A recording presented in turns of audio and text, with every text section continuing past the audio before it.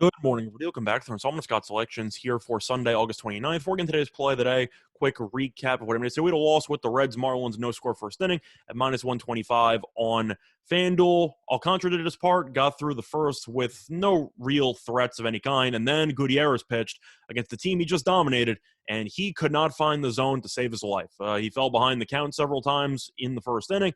Then you also had a catcher's interference situation, and then anyway, long story short, the Marlins absolutely torched him and ended up scoring a couple runs. So we had a very easy winner on Friday, had a very easy loser on Saturday, and we'll look for a bounce-back winner here on Sunday. But we're going to be switching gears, talking about the NFL preseason, as this, of course, will be the final day of the NFL preseason for this year because there are only 3 weeks instead of 4. And looking at the overall card, there's one game that I do like that has some value, and it's going to be between the Patriots and the Giants. And the play of the day is going to be on the New England Patriots -3 at -110 on FanDuel. Time recording of 2:12 a.m.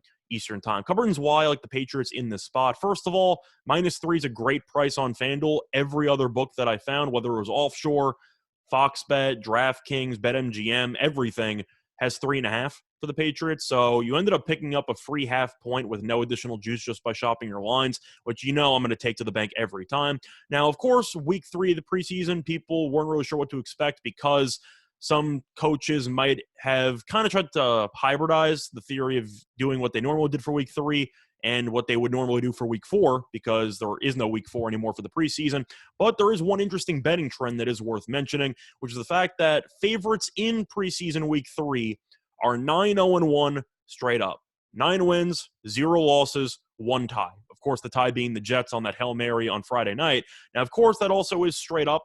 So ATS, the favorites have not always covered, but I do think that does tell you that the odds makers have done a pretty good job at getting a good gist of which teams are actually better in the final preseason matchup, and the Patriots being favored does kind of prove that point because the Patriots have looked like the much better team up to this point in the preseason. But going through the actual numbers for both teams, Patriots have won each of the first 2 preseason games by at least 9 points, and they have scored at least 22 points in each of those games. Meanwhile, the Giants have lost to each of the first 2 preseason games by at least 4 points, and the Giants have scored less than 14 points in both of those games. So Patriots have been better offensively, have been better overall, and I do think that the odds properly reflect that. However, there is a unique wrinkle, which I do think makes the spread especially telling in this spot, which is the fact that for the first time this preseason, Daniel Jones is going to be playing for the Giants. Did not play in the first game, did not play in the second game. However, he's missing a decent amount of weapons. No Barkley, no Galladay, no Tony, no Rudolph, and no John Ross. Now, of course, you're still going to have Sterling Shepard, still going to have Darius Slayton, still going to have Evan Ingram, and according to reports, the Giants are going to be using Jones and company for about a half. Now, I'm sure some of you might be thinking to yourself, Daniel Jones, starting quarterback, playing for a half. I'm sure a lot of money came in on the Giants when that report came out, and the Patriots went from -3 to -3.5, which tells me 2 things. Either one, the odds makers are expecting Jones to struggle with chemistry because he hasn't actually played in a preseason game yet, or B, the markets really hate Daniel Jones because he's not very good. And I think you can make the argument for both cases because Jones, we can all agree on, is not exactly a good NFL quarterback. He might be a little bit rusty, especially with some of his weapons for this season not available. But New England has a pretty good quarterback group of their own with Cam Newton and Mac Jones. And, of course, Cam Newton ended up missing a couple of days of practice this week because of one of the COVID rules, but he did practice at some point this week, so he is available for this game. There's still no official announcement if he's going to play, but based on how Mac Jones has played in practice and in the couple preseason games, I didn't hear Belichick announce who the starting quarterback is yet because he hasn't. So I'm assuming there's still some form of a quarterback battle.